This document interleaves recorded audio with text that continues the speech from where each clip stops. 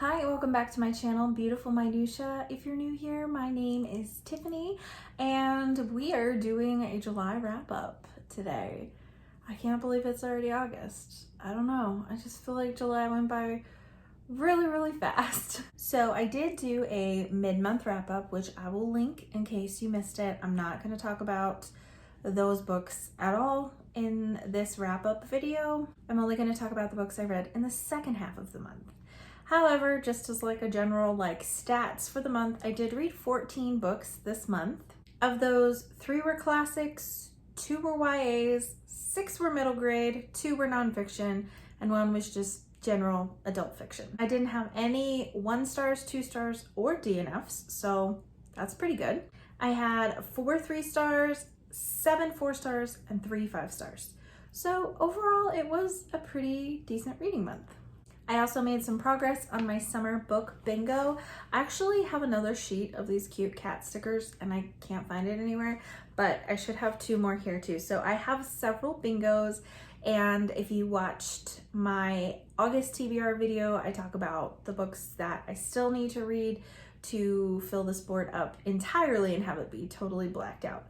That's my hope, that's my goal, but even if I don't get there, I have done pretty well with bingos and books read, so it's been a lot of fun. If you're new here and you don't know about my summer book bingo, I will link my original video and also my Instagram post, because I am doing a giveaway associated with this. For every single bingo, 5 in a row that you get, you're entered into a giveaway. So if you have any books that you have read this summer or are planning to read on August that fit any of the prompts on here, you can fill it in and see if you get a bingo, and if so, let me know so I can enter you into the giveaway.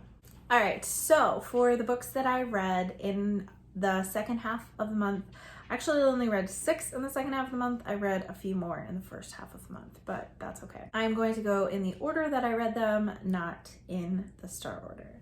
So the first book that I completed in the second half of the month was Nightfall by Shannon Messenger. This is book 6, I think. Yes, book 6 of the Keeper of the Lost City series, and I have really enjoyed this series. This is one of my daughter's favorite fantasy series. I actually read the first 2 books before she read any of them, but she has long since read all of them multiple times and keeps pestering me to read more. I really can't tell you very much about this book because it is so far in the series and I don't want there to be any spoilers, but basically it is about a girl named Sophie who is able to read people's minds, and she comes to find out at the very beginning of the first book that she is indeed not a human, but she's actually an elf, and elves are nothing like they're in other fantasy worlds in books. So they're very different. They're very science-based and super intelligent. So she gets whisked away to the elven world, and the plot pretty much just goes from there. So, like I said, this is book 6. I ended up giving this one 4 stars, which is pretty much how much I have given every single book in this series, but there were some aspects to it that I really didn't like.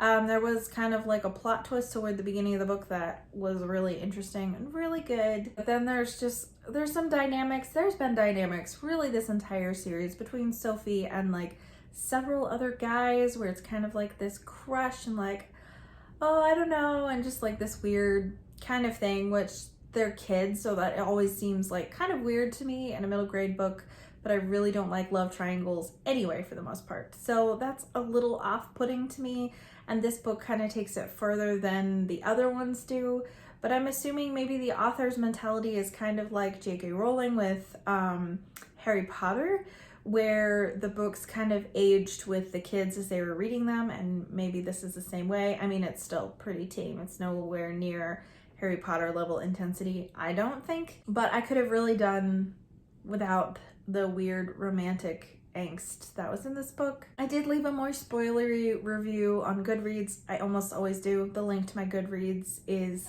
down in the description of the video.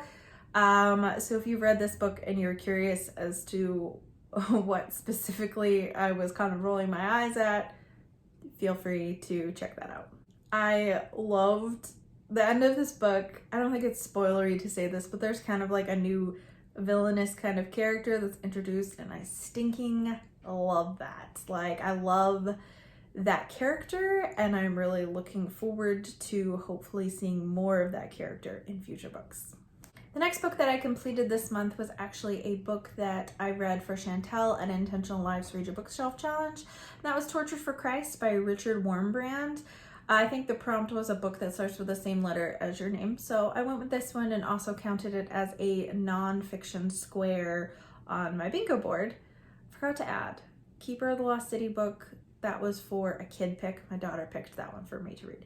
But anyways, okay, getting back to Tortured for Christ. This is about a man, Richard Wormbrand. He is a real person, and he is from Romania, and then the Soviet Union kind of came in and took over, and it was basically like illegal to be a Christian, a real Christian anyway. So this book is about his imprisonment. He was imprisoned multiple times, but for a total, I believe, of like 14 and a half years. So it details some of the torture that he experienced, and some of it is disturbing. But overall, it's such an amazing book, and I really recommend it for all westernized Christians. We have lived in freedom to be able to worship as we please, when we please, and be totally open about our faith. Kind of like the worst thing that could happen to us is someone just getting irritated with us for talking about our faith. That's really the worst thing that could happen to us. And so it's so eye-opening and sobering to read books like this where people are literally being tortured and killed, and horrific things are being done to them because they won't renounce their faith. And I need books like this every once in a while to kind of like wake me up, because I tend to complain about really dumb things.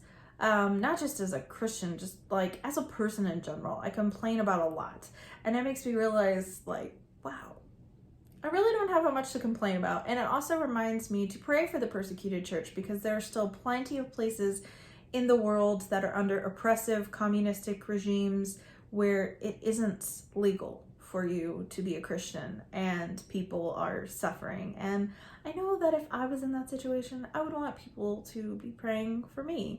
And that is literally like the very least that we can do as westernized Christians. So highly recommend this book. It's kind of a kick in the pants, but in a good way. The next book that I completed this month was Front Desk by Kelly Yang. And this is one of the books that I attempted to read for middle grade magic, which I really did not read very much for that, but I kind of knew that I wasn't going to get to all those books. So I was just kind of hoping, but this is one of the few that I did get to, and I was really excited to read it. So it is about a young girl, Mia, and her family has just moved to the United States from China just a couple of years prior to, in the hopes to have a better life. Her parents end up becoming like the managers of this hotel with a really, really awful owner. And yeah, it's a very interesting book. Her parents are really hardworking Chinese people who really want to kind of follow the American dream and make a life for themselves in the States where they are more free. Mia encounters a lot of things in this book. She encounters poverty, she encounters a lot of dishonesty, she encounters a lot of racism, some towards herself, but even more predominantly featured is racism towards Black people that she knows, some from police and some just from people in general. So this book really does tackle a lot of heavy topics in what I felt was a very age-appropriate way.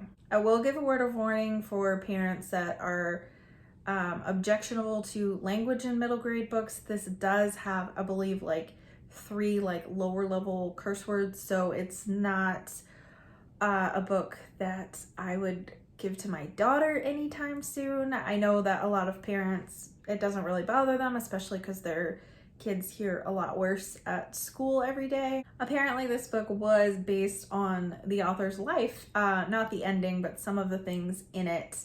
A lot of the situations were very similar to how she grew up. She was a Chinese immigrant who moved to the United States with her parents, and they managed hotels. And some of the situations that happened in this book were real situations that happened to her as a child. So that was really cool, really eye-opening. I did have some issues with this book, some very serious issues that just, I don't know. There were things, especially with the ending, that really just seemed very like fairy tale idyllic, like no way would this ever happen. And it really just pulled me out of the story entirely and made it hard for me to enjoy reading it.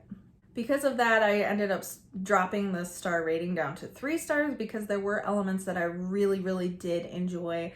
I loved reading about the immigrant experience. I love how a lot of things were tackled in what I felt was a very age-appropriate way. So overall, I really did enjoy this. It is a heavier middle grade. So I would say if you have really sensitive children, they may not be ready for this book yet, especially if they're on the younger end of middle grade. But I felt like a lot of it was really well done and leaves the opportunity to foster a lot of discussions about immigration and racism and all those kinds of things. The next book that I completed this month is May Be by Catherine Starr Rose. I forgot who wrote it.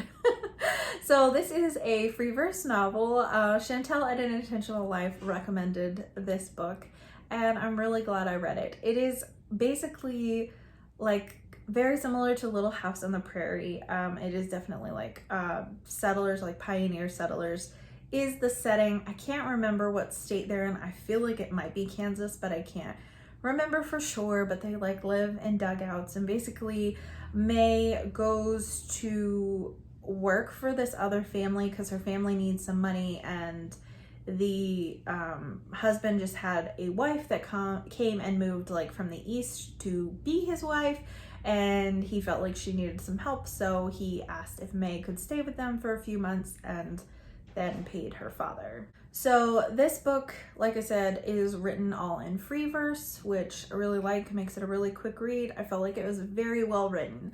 Something that was incredibly interesting to me about this book is that it actually tackles dyslexia, which was something that was probably very much undiagnosed in pioneer times.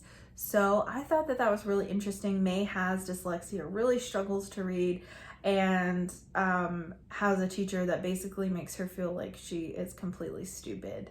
And May wants to be a teacher at some point, so she's trying to reconcile her struggling with reading, her desire to be able to teach someday, and wondering if those two will kind of be at odds. So I really thought that was really neat that this ended up in this book. I gave it 4 stars and would definitely recommend it if you're looking for a quick read set in that kind of time period. The next book that I finished this month is Miss Pettigrew Lives for a Day, which I read with my friend Jessica. Well, she had already read it. So I just talked to her about it, and I think I talked to a few other people about it too. But I was really late to reading this because this was Kate Howe's pick for World Book Day, and they did a book battle, and this is the book that won, and so they read it in June. So I was like way late to the game reading it, but that's okay, it's fine. This book was not at all what I was expecting.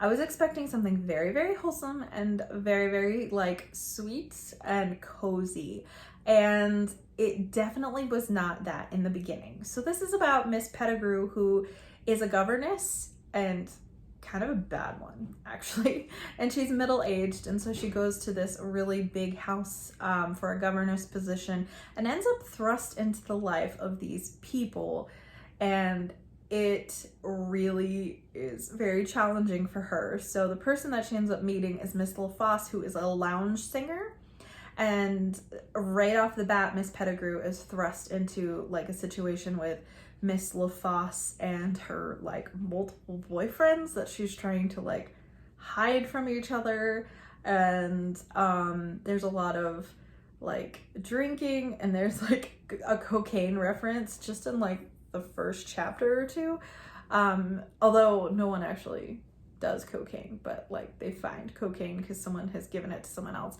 and it is just like, it was not what I was expecting at all. I was expecting something like really, really like wholesome and tame, so I was really thrown off by all those references at first, but as the book progresses, There is just like the sweetest and most unexpected friendship that develops between Miss Pettigrew and Miss LaFosse that I just absolutely loved. And it's so interesting because Miss Pettigrew comes in with all these like moral ideals that she was raised with. And as she's seeing these people, she's like, well, they're living like this and they seem like they're really happy, but it's interesting because they're not that happy. Their lives are kind of a mess. But Miss Pettigrew kind of like lets go of that sanctimonious like clutching of her pearls. And when she does that and basically just tries to be herself and not like just judge these other people, she ends up giving them like really sound moral advice that they actually take, which is really interesting. And I loved the ending of the book. The ending of the book was really sweet and wholesome, I thought, but it was not what I was expecting. I was expecting, I don't even know. It's set like in the 1930s, I think, and I was expecting a book that was just felt older, I guess. But it was a really fun book. It's really hilarious in parts, the kind of situations that Miss Pettigrew gets herself into, and the way that she reacts to certain things. She has no clue what is going on sometimes, but she just like goes with it and says things that actually make perfect sense in the situation, and it is so funny. I laughed a lot when I read this book, and it was a really quick read. I read it within like a day or a day and a half, so. And the last book that I completed this month is For the Children's Sake by Susan Schaefer Macaulay. This book is a homeschooling book, pretty much. I mean, some people would probably say it's more of a parenting book, and there is a lot of parenting stuff in it, but I would say it is very much directed towards homeschoolers in particular, and it's very much about the Charlotte Mason method style of education. I think that this book is an amazing introduction to the Charlotte Mason method and to homeschooling for people who are not familiar with it and are, you know, exploring the thought of trying to homeschool, grappling with it, praying about it, all of that kind of stuff, and then are interested in an educational method that is different than public school. I would say that this book is really great for those people. I would not recommend this book to anyone who is not a Christian because the faith in it is very much pervasive. I have been doing the Charlotte Mason method with my daughter from the very beginning when I started researching educational styles when she was in preschool. And I have always loved the Charlotte Mason method. So for me, this book felt a bit redundant at times because I am fairly familiar with a lot of Charlotte Mason's philosophy. I've not read all of Charlotte Mason's books. I want to read more of them, but my favorite parts of this book were when she was quoting Charlotte Mason. And so it made me want to read more Charlotte Mason, but just kind of like the basic overview of stuff, I kind of am already pretty familiar with that. So there were times that I was kind of bored when I was reading this. I think it is a wonderful introduction. So if you're curious about the Charlotte Mason method, this is amazing, because to just dive in and just read Charlotte Mason's books, you can do that, but there's 6 of them and all of them are hundreds, probably like 300 to 400 pages long. So that's a lot to know where to start. So this is a wonderful overview and a good jumping off point. I gave this book 4 stars. I know a lot of homeschoolers give it 5 stars. But it's not my favorite homeschooling book I've ever read. I think it's really useful, but like I said, I kind of was zoning out and wasn't quite as engaged with it as I hoped that I would be. Also, during the month of July, I started reading Les Miserables by Victor Hugo, and I am still working on that because that is like a 1,400 page book. At the time that I'm recording this, I'm like about a third of the way through, so that feels pretty dang awesome. I'm really excited about that. I'm reading it with a whole big group of people, and we were not scheduled to finish it until I think like mid or early September. So I already knew I wasn't gonna finish it in July, but that took up a lot of my reading time in the second half of the month, and so made it more difficult for me to complete more books. So that is my July wrap up. I would love to hear from you down in the comments below. Have you read any of the books that I did this month? And if you did, what did you think? Were your thoughts different than mine or the same as mine? And I'd also love to hear what your favorite book that you read in July was. As always, thank you so much for watching. If you like this video, please hit like and also subscribe so you can continue to see more bookish content from me. And please chat with me down in the comments below. And I will see you again next time.